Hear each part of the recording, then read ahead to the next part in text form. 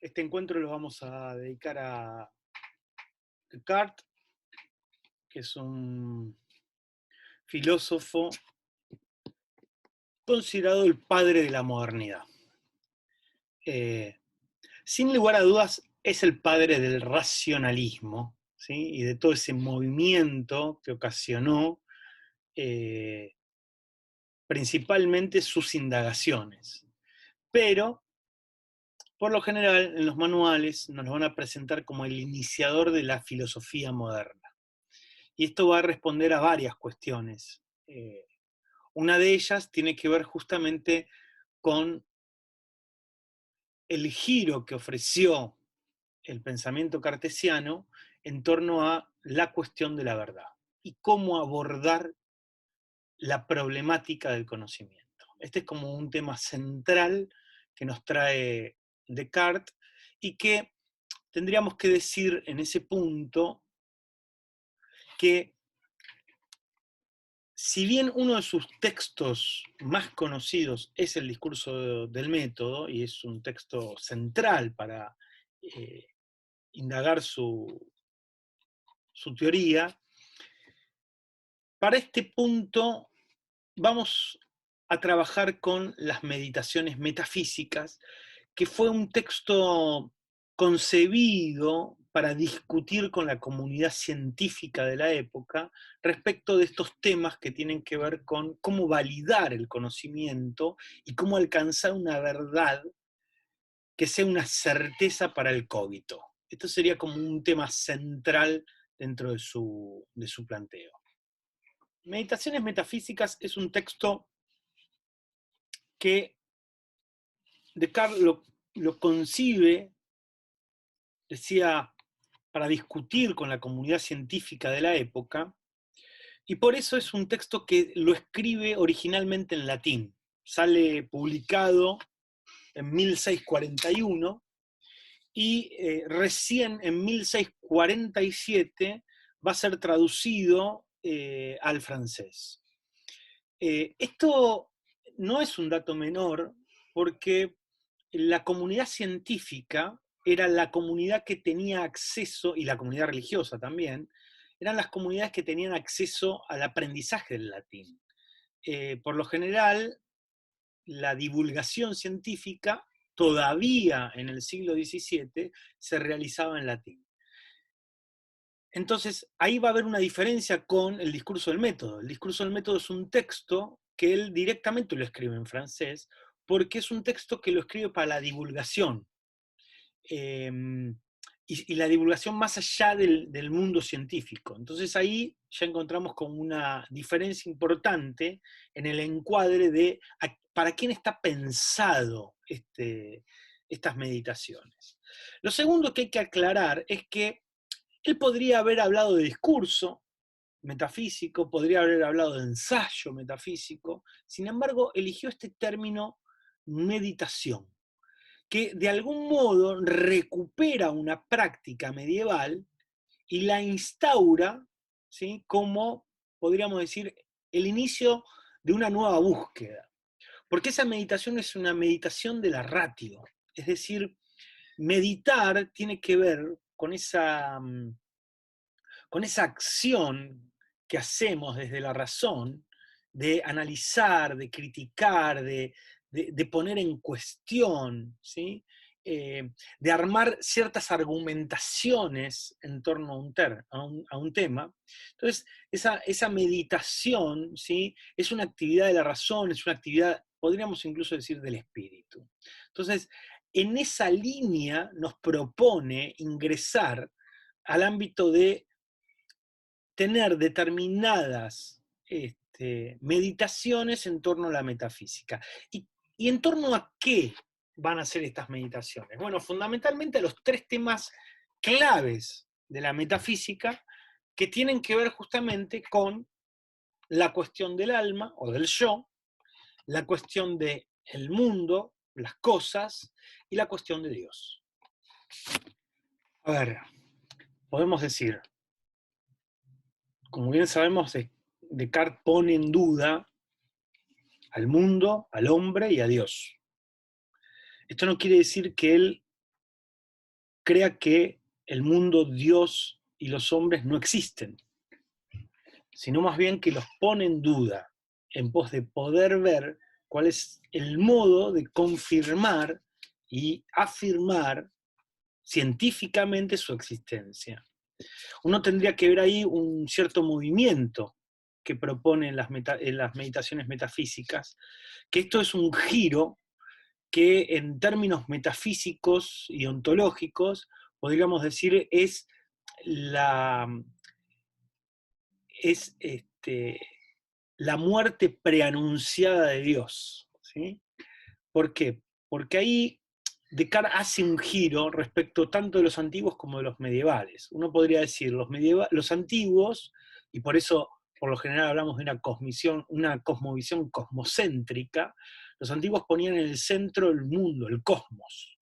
Y dentro de ese cosmos había dioses y había hombres. Entonces el fundamento de todo lo real y de la existencia era el cosmos. Y el cosmos tenía ciclos entre el orden y el desorden, ¿no? El cosmos y el caos. Esa era como la concepción básica del antiguo. En los medievales esto se invierte y se avanza hacia una teoría de un Dios monoteísta, y por lo tanto se lo pone a ese Dios como el fundamento de todo lo real, fundamento del cosmos y fundamento del hombre. Entonces, la verdad se afirmaba desde ese lugar. ¿Sí? Por eso uno podría decir, ¿cuáles fueron las preguntas que se hacían los primeros filósofos? No se preguntaron por el hombre, se preguntaron por cuál era el origen de todas las cosas, y lo encontraron en lo material principalmente, porque el cosmos está compuesto de ese elemento material. Esos fueron los primeros pensadores físicos que después fueron avanzando y despegándose de esta idea. Los medievales, esta respuesta estaba en Dios. ¿Sí? Dios era su fundamento. Entonces, ese ser, ¿sí? Ese ente supremo que es Dios, es el origen de todas las cosas. Y por lo tanto ya estaba toda la verdad del cosmos, del hombre, etc., es Dios. ¿Qué pasa aquí?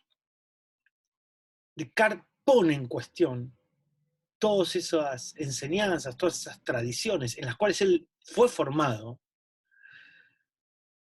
y se pregunta y entiende que tiene que haber un modo, él confía en que tiene que haber un modo a partir del cual el hombre llegue a una primera certeza, a una primera verdad que sea indubitable. Este es el camino que nos va a proponer en las meditaciones metafísicas, y lo va a hacer en 6 meditaciones, que ahora brevemente comentemos de qué trata cada una de estas meditaciones.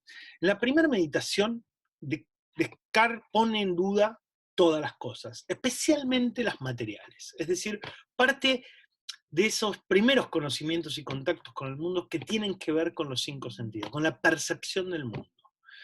Y él entiende que esta duda que plantea aquí es tan amplia que nos despoja de todo prejuicio. En la segunda meditación, entiende que el espíritu puede usar su libertad y pretende avanzar hacia una suposición de que lo no certero equivale a lo que no existe. Es decir, no puede avanzar él por, por algo que no se muestra en forma indubitable. O sea, si me deja un margen de duda, este no es el camino que debemos elegir. ¿Y qué es aquello, ¿sí?, que no puede ser puesto en duda? El yo. Entonces el yo existe. ¿Qué pasa ahí con el cuerpo humano? Ahí empieza a haber, obviamente ahí notamos que Descartes está viciado y contaminado en el buen sentido, por todas las teorías mecanicistas de la época, y esa concepción de cuerpo que arrastra un poco la visión platónica y agustiniana, si queremos, aquí también va a tomar toda esta tradición que empieza a construirse en torno al mecanicismo y a la física de la época. En la tercera meditación, entonces, va a avanzar hacia probar la existencia de Dios, ¿sí? Y ahí la idea de perfección va a ser la idea clave, que de algún modo uno podría decir recupera, ¿sí?, determinadas reflexiones medievales, porque claramente en esa tercera meditación Descartes está haciendo uso del argumento ontológico de San Anselmo y de las 5 vías, especialmente la de la causalidad de Santo Tomás de Aquino. En la cuarta meditación va a avanzar hacia la idea de que todas las cosas que concebimos, muy claras y distintamente, son verdaderas. Va a llegar justamente a esa afirmación. Fíjense que el orden entonces es el yo, Dios y las cosas. En la quinta va a explicar la naturaleza de las cosas corporales, la existencia de Dios, desde un nuevo argumento. El conocimiento científico depende del conocimiento de Dios, ¿sí? Ahí le da una vuelta hacia su concepción creyente. Y en la sexta meditación va a marcar una diferencia entre la acción del entendimiento y la de la imaginación. Es decir, establece una diferencia entre alma y cuerpo, que están unidos pero son algo diferente. Bueno, todos conocen seguramente en esa época se descubre la glándula pineal y entiende Descartes que es la conexión entre el alma y el cuerpo, porque este era un gran problema. ¿Dónde, si son algo diferente y algo es inmaterial y lo otro es material, dónde se conectan esto? Bueno, Descartes va a decir en la glándula pineal. Bueno, vamos a empezar entonces a profundizar un poco estas cuestiones que aquí están planteadas y que venimos así como planteando un marco. Lo primero que tenemos que decir es que Descartes es el que instaura la categoría de sujeto tal cual la conocemos. ¿Qué significa esto? El término sujeto es un término que ya existía, ¿sí? Es un término que hace referencia al término subjectum, que a su vez hace referencia al término griego que va a utilizar incluso Aristóteles, hipokaimenon. Es decir, es el sustrato de aquello que sustenta la realidad de un ente. Y cuando digo la realidad de un ente, me refiero a todos los entes materiales. Esa es la noción antigua y esa es la noción que va a perdurar en el mundo medieval. Es decir, subjectum es un término que hace referencia a todos los entes reales, es decir, a todo lo que es un árbol, una mesa, o sea, no solamente hablamos de objetos naturales, sino también producidos por el hombre. Eso, en la medida en que tiene una entidad material, es un subjectum. ¿Por qué es importante hacer esta aclaración? Porque a partir de Descartes, lo que va a ocurrir es que el término sujeto, ¿sí?, va a ser solamente utilizado para los seres humanos. Y todo lo que no es sujeto pasa a ser objeto. Es decir, antes el término sujeto se explicaba pura y exclusivamente, o se utilizaba para todo ente, no para el ente humano. A partir de Descartes, y por eso decimos es el inventor del sujeto moderno, porque este modo de utilizar el término subjectum es un modo cartesiano, ¿sí?, no previo. Ahora, si uno busca en los textos de Descartes el término subjectum o el término sujeto, no lo va a encontrar. Es decir, lo que decimos es el inventor de esa función, de esa idea de sujeto y de esa oposición entre el yo sujeto y el mundo objetivo, o sea, el mundo de los objetos, ¿sí? Esa separación se produce a partir de la teoría cartesiana. Y ahí esto nos abre dos interrogantes. ¿Qué es el yo? Y el segundo interrogante es, ¿en qué consiste esa identidad? del yo. ¿Sí? Bien, estas dos preguntas van de alguna manera a atravesar las meditaciones en lo referido al sujeto. Entonces, decíamos antes, la meditación cartesiana, algunos autores intérpretes de Descartes dicen que el libro de las meditaciones es una especie de notas para salvar una epistemología. Sin embargo, uno podría decir, son sus representaciones, sus ideas ficcionales, para meditar sobre cómo se llega a un conocimiento indubitable. Vamos a leer la primera parte de las meditaciones metafísicas, cómo arranca el texto de Descartes. Hace algún tiempo que vengo observando que desde mis primeros años he recibido por verdades muchas opiniones falsas que no pueden servir de fundamento sino a lo dudoso e incierto. Porque sobre el error no puede levantarse el edificio de la verdad. Con los principios que me habían enseñado nada útil podía conocer, porque de principios falsos no se deducen consecuencias ciertas. Y decidí deshacerme de todos los conocimientos adquiridos hasta entonces y comenzar de nuevo la labor, a fin de establecer en las ciencias algo firme y seguro. Difícil era la empresa impropia de un joven desprovisto de experiencia. Por eso esperé llegar a la edad madura, la más a propósito para llevar a la práctica ideas que tanta firmeza y constancia exigen. Bueno, sigue. A ver, ¿de qué es de lo que se tiene que deshacer Descartes? Bueno, principalmente de las enseñanzas de las Sagradas Escrituras. Ese es como un punto necesario. No olvidemos que la formación religiosa va a tardar en reconocer que esos primeros relatos que aparecen en el Génesis, la formación religiosa cristiana en particular, esos primeros relatos que aparecen en el Génesis van a ser considerados relatos míticos. Esto recién va a pasar en la década del 80 del siglo XX. Descartes fue formado bajo esa creencia y no se lo pensaba en términos simbólicos. Entonces, en ese sentido, él tiene que romper con algunas tradiciones, ¿sí? de las cuales, en las cuales se había formado, y tiene que empezar como a separarse. Otra de las tradiciones de las cuales se va a tener que separar son de las autoridades de la filosofía.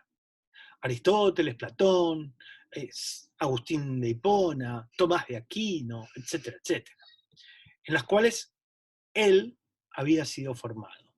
Y él lo que se propone al deshacerse de todo eso es, quiero pensar desde mí. O sea, confía en un yo, porque de alguna manera está dado el supuesto de que ese yo es un yo racional. Entonces, a partir de ahí, va a ir contra el método silogístico que de alguna manera venía instalado en la filosofía, y de alguna manera quiere salir de esa lógica deductiva. Y entonces ahí propone dos polos completamente nuevos frente a la verdad, que son el polo de la duda y el polo de la certeza. Entonces tenemos la duda y la certeza como una relación que se establece frente a la cuestión de la verdad. La duda va a tener dos particularidades en Descartes. Por un lado, va a ser una duda metódica. Esto es decir, que es una duda transitoria. No estamos ante un escéptico. Y por otro lado, la duda va a tener un carácter hiperbólico.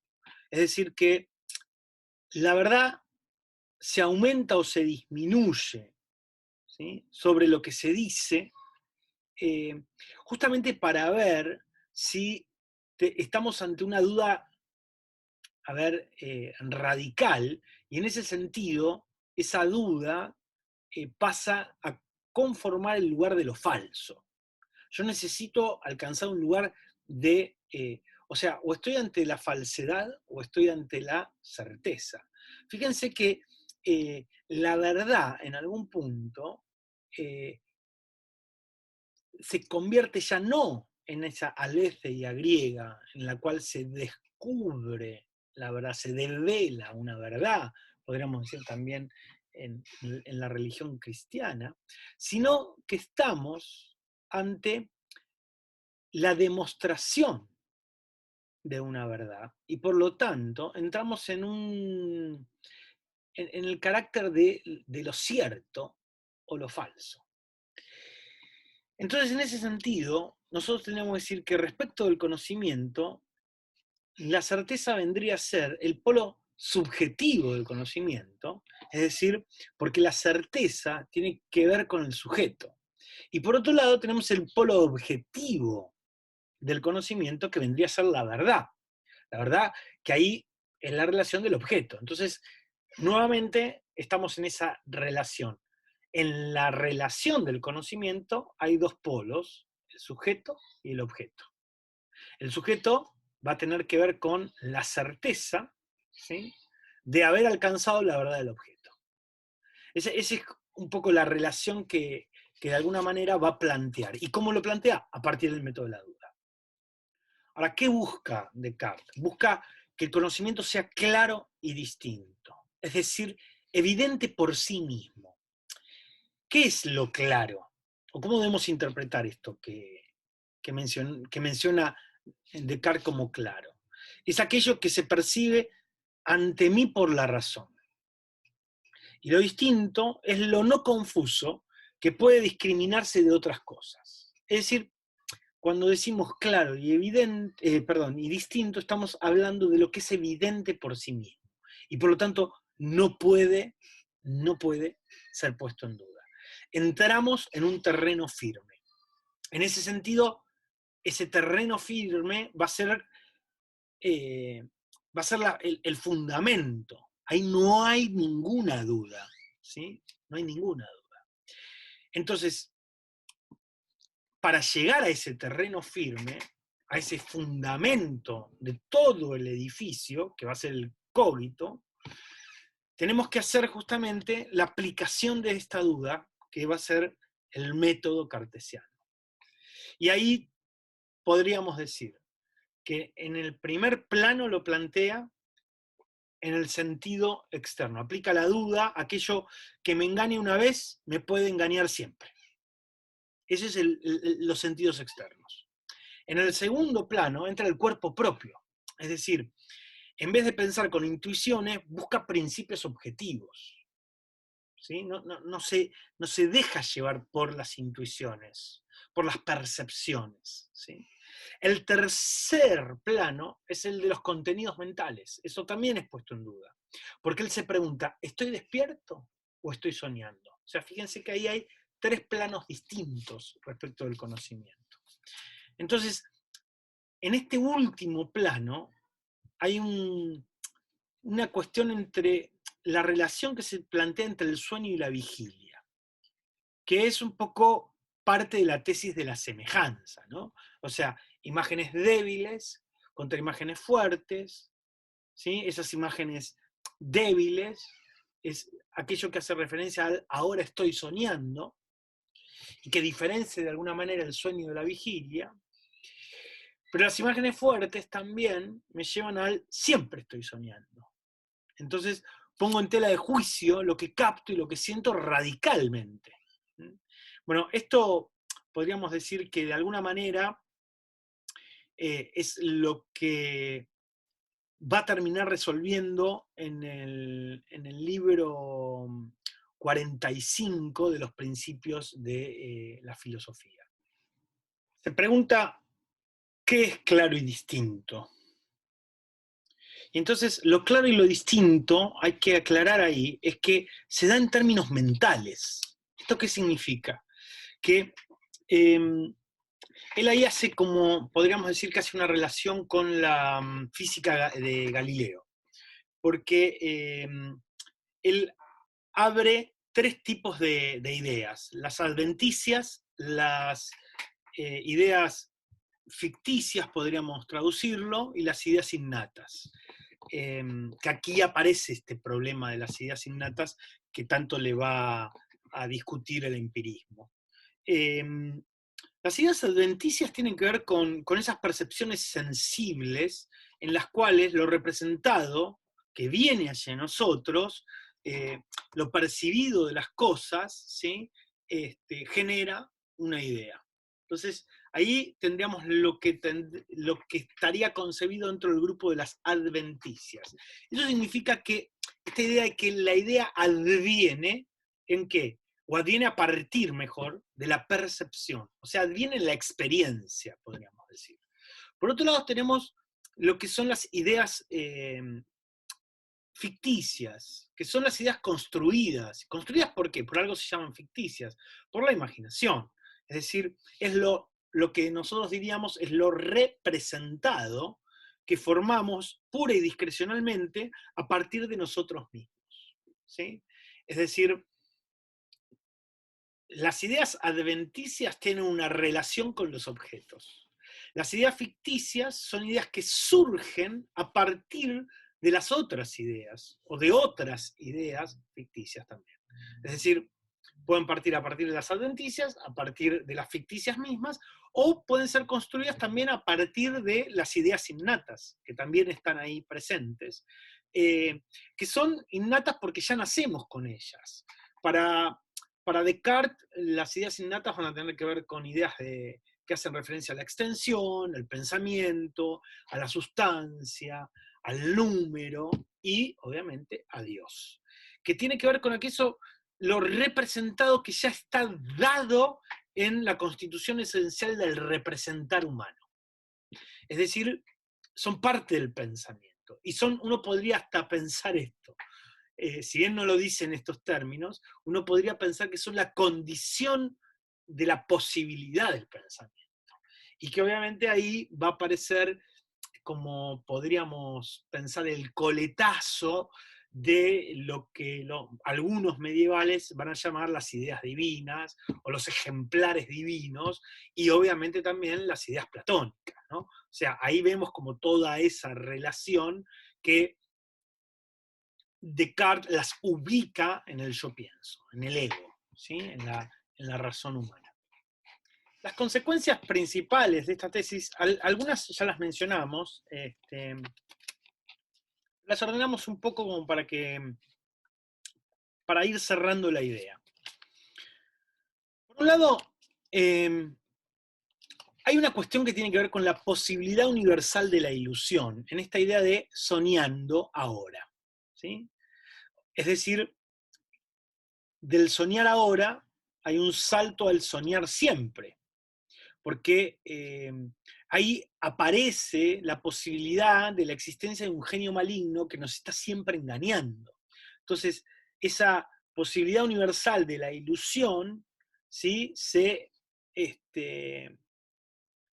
lleva, se exagera hasta el punto de un genio maligno. Entonces, uno podría decir que ahí Descartes va avanzando en una resolución de lo complejo a lo simple. Es decir, el sentido externo, ¿sí? que es el soporte real, los sueños, que es el soporte psíquico, pero ya está en el ámbito del ego, ¿sí? de lo mío, del yo.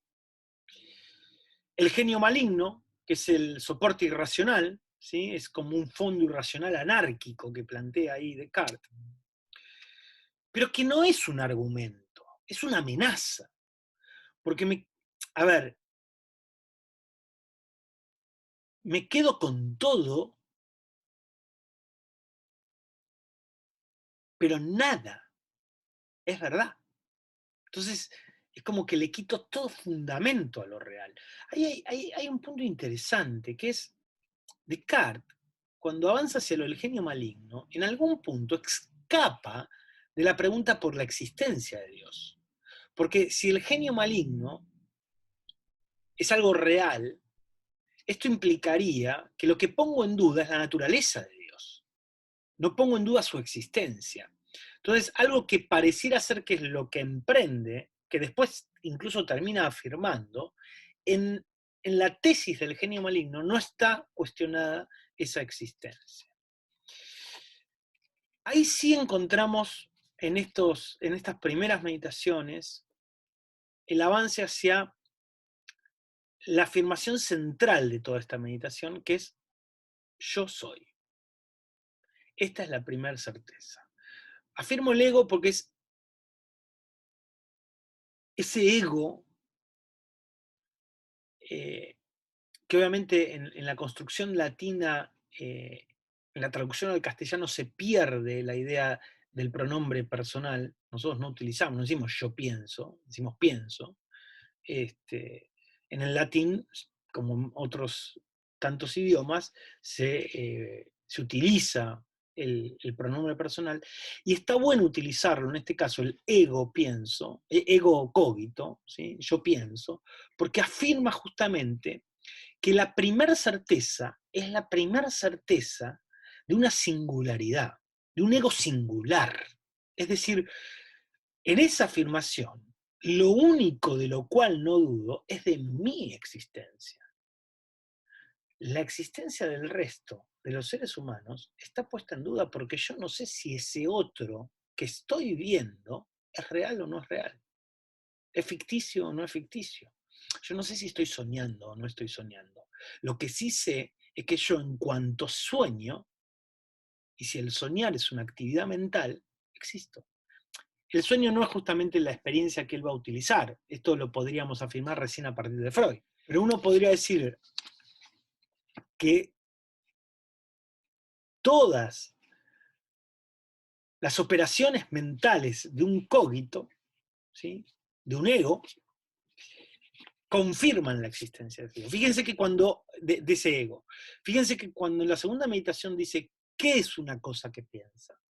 Es una cosa que afirma, que siente, que niega. O sea, ahí están justamente todas esas operaciones que realiza el ego.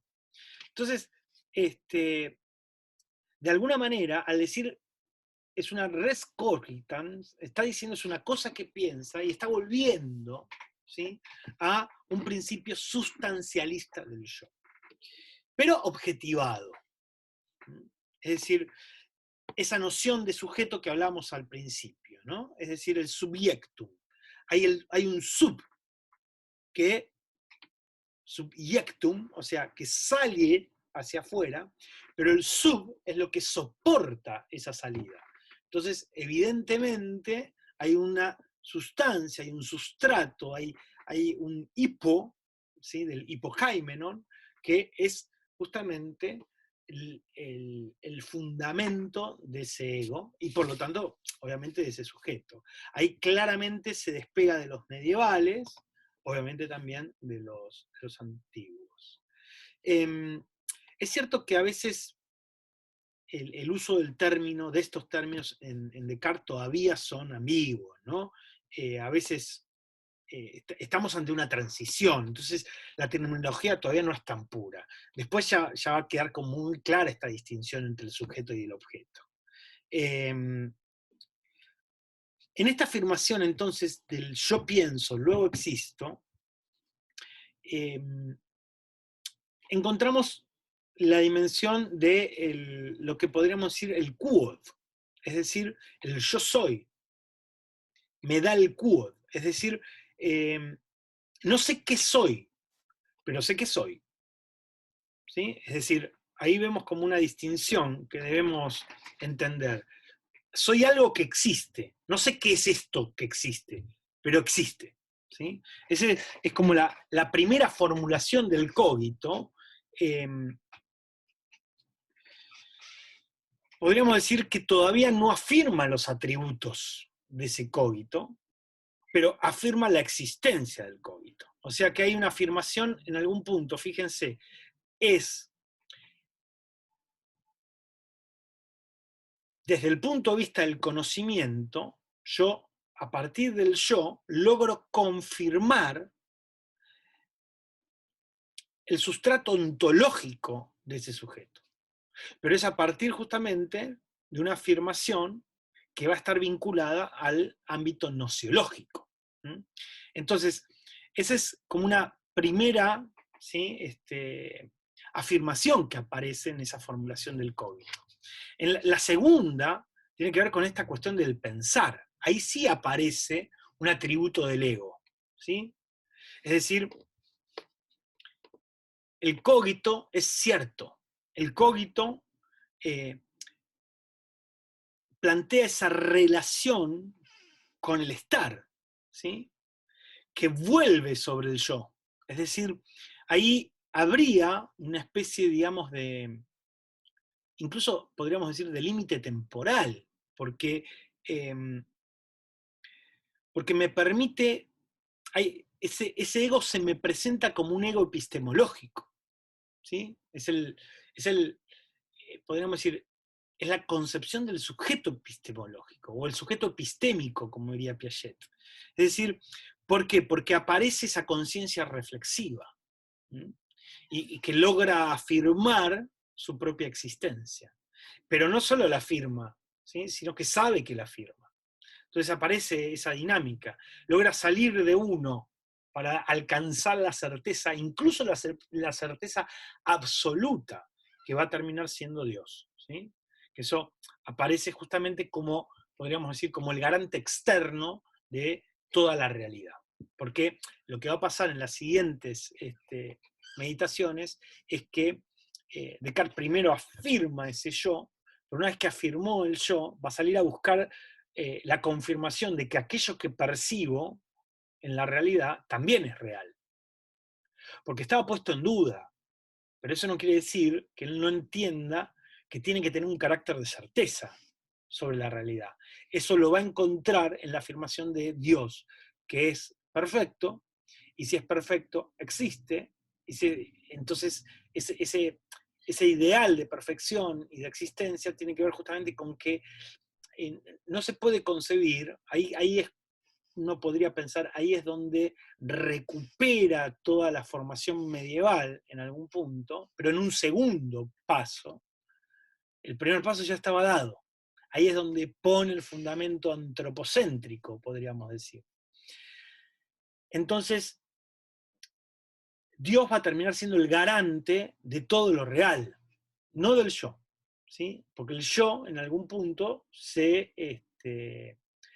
autoabastece de su propia certeza.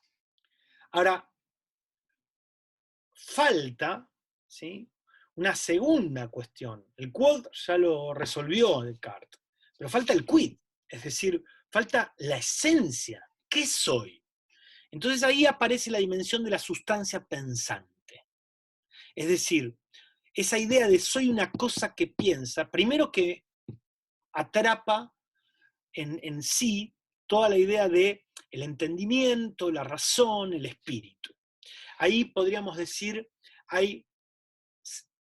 se produce una separación, lo que llamamos en filosofía actualmente, lo mencionamos como la diferencia antropológica. ¿Por qué? Porque el sujeto se distingue de todo el resto, pero antropológica y ontológicamente, ambas dos. Hay una diferencia ontológica que va a implicar justamente una nueva antropología, oposición antropológica, porque uno podría encontrar en el medioevo el hombre es criatura, el animal es criatura. Incluso el animal todavía está dotado de un alma. Ya a partir, ¿sí?, del siglo XVI, siglo XVII, esta distinción se va a empezar a correr. Pongo como ejemplo siempre el mismo. Me parece como un ejemplar muy claro de la historia. La discusión entre Bartolomé de las Casas y Sepúlveda respecto de estos seres vivientes que se encontraron al conquistar América. ¿Tienen alma o no tienen alma? Porque si tienen alma, son seres humanos. O sea, fíjense cómo esa idea de alma está vinculada a la razón y al espíritu, y por lo tanto también a lo divino. Entonces no lo puedo matar. Ahora, si no tienen alma, es un matable. Fíjense que ahí ya también está toda la concepción capitalista respecto de, digamos, de objetivar el mundo, volver al mundo un objeto. Un objeto para mí, el sujeto. Ahí obviamente va a aparecer esa nueva distinción entre lo público y lo privado, o sea, ahí podemos abrir con un montón de problemas que se derivan de esta distinción, esta diferencia ontológica y antropológica. ¿Qué soy? Soy una cosa que piensa, dice Descartes. Soy una res cogita, que no se diferencia completamente de esa res extensa, que hace referencia a la corporeidad, ¿sí? En la cual habita el alma humana, racional. Soy una cosa que piensa, que quiere, que duda, que siente, que niega, que afirma, que imagina. Hay una distinción modal entre la res cogitan y la res extensa. Es decir, están unidos pero son distintos, decíamos hace un rato. Entonces,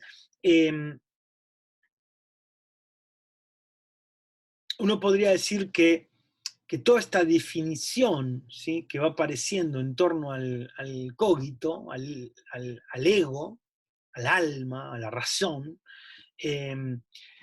hace referencia a algo que puede ir cambiando, mutando, ¿sí? Uno a veces quiere, uno a veces duda, uno a veces siente. No es estable eso. Lo estable es el cogito, que realiza esas acciones. Entonces, a mí me parece que es importante entender, para entender esta cuestión cartesiana y cerrar con esta idea, es importante entender la diferencia, ¿sí?, que plantea Descartes entre el acto y el contenido del cogitans, es decir, el acto y el contenido del pensar. Lo que es puesto en duda, ¿sí?, en principio, desde esa cuestión primera, que es las cosas del mundo externo, las realidades externas, Descartes pone en duda el acto y el contenido. Pero a partir de ahí dice, si yo dudo, estoy pensando. Y si pienso, estoy existiendo. Entonces, ¿qué es lo que hace Descartes en ese movimiento? Lo que va a afirmar como certeza es el acto de pensar, no el contenido del pensar. Es decir, lo que él afirma es que yo quiero, y si quiero, existo. Yo dudo, y si dudo, existo. Yo afirmo, y si afirmo, existo. Y separa el contenido. El contenido sigue puesto en duda. Para afirmar la certeza del contenido, va a necesitar de Dios. No, el cogito no puede afirmar esa certeza del contenido. El cogito puede afirmar el acto de pensar, de sentir, de afirmar. Pero ahí fíjense que en algún punto es una operación vacía. ¿Sí? Porque el contenido sigue puesto en duda. Yo ahora sé que estoy, por ejemplo, escucho, percibo mi voz. ¿Sí?